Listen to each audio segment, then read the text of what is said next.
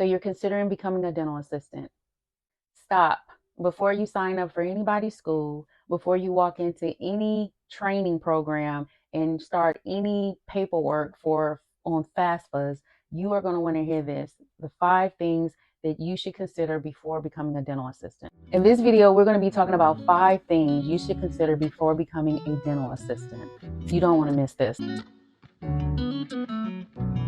Thank you for joining. My name is Nedra. During this video, we're going to be talking about 5 things you should consider before becoming a dental assistant. On this channel, we talk about pretty much all things dental. Our primary focus is dental assisting. And so those of you that are interested in becoming a dental assistant or who are currently dental assistants or just somewhere in the dental field, okay, you will get something out of this channel. I appreciate you joining. Stay tuned for the rest. Number 1, a passion for dentistry. It would be difficult for you to pursue a career in dental assisting or in dentistry altogether if you didn't like anything about dentistry. So obviously you need to know what dentistry is. Our primary focus is of the mouth. There is definitely something out there for everybody, but you have to be okay with helping people. You have to be okay with working with people in a team environment, and you work with a lot of different things in the mouth, such as saliva and blood and pus. You're going to work with kids. You're going to work with elderly patients. You have to tap into your desire, why it is that you want to do this. I mean, what about dentistry do you like? And what about dentistry do you not like?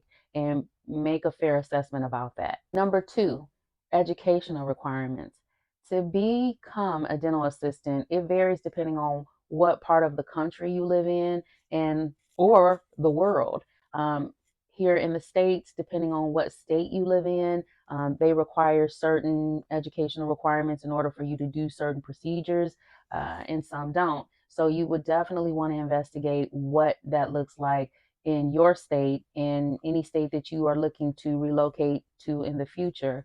Some states require you to be licensed, some states require you to be registered, and some don't require you to be anything. Number 3, job responsibilities. This is a huge misconception amongst dental assistants, especially new dental assistants. You, as a dental assistant, your primary role is to assist your dentist, but you're considered the support staff, support everybody. I would have to say that dental assistants are the backbone to the dental office. We do everything.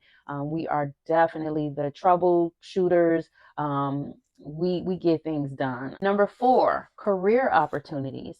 So as a dental assistant, you can do a lot of different things. There are a lot of different branches of dentistry. There's definitely something out there for everyone. So if you like kids, you can work in pediatrics. If you enjoy working with your hands, you can work in prosthodontics. You can work in oral surgery. It's so many different levels to this thing. And along with that, when you have outgrown becoming or working as a clinical dental assistant like myself, I went into education and I loved it. There's just so many different things you can do in the field outside of just clinically assisting. And I will definitely provide a video on all those amazing opportunities that are out there outside of clinical assisting. Number 5, your work environment. You're not going to be behind a desk. It's not going to be quiet with elevator music. Dentistry is not like that. It's a lot going on. It's fast paced. And again, I guess it depends on what type of dental office you're working in. But for the most part, it's a hustle and bustle. And it's nothing is the same. And that's what I loved about dental assisting is, one patient we may be doing a restoration on. The next patient, we may be doing an extraction. It's just a variety of different things that you do within the field, within the job responsibilities, and it just keeps things exciting. It keeps things lively. You don't really go on autopilot as a dental assistant. There are some mom and pop, we call them mom and pop offices, where they are really slow. Those offices that look like a little house that they converted into a dental office. The work environment is definitely busy.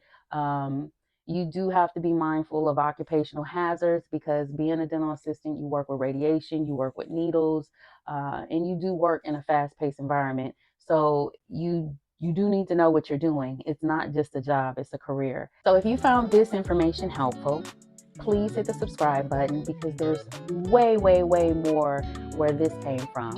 And I would love to hear from you. So some of the questions that I would like for you to answer: why are you considering becoming a dental assistant? Or those of you that already committed, why did you become a dental assistant? And also, do you have any questions about dental assisting or the things that come along with being a dental assistant? If so, please drop them in the comment section. Thank you for joining, and I look forward to hearing from you guys.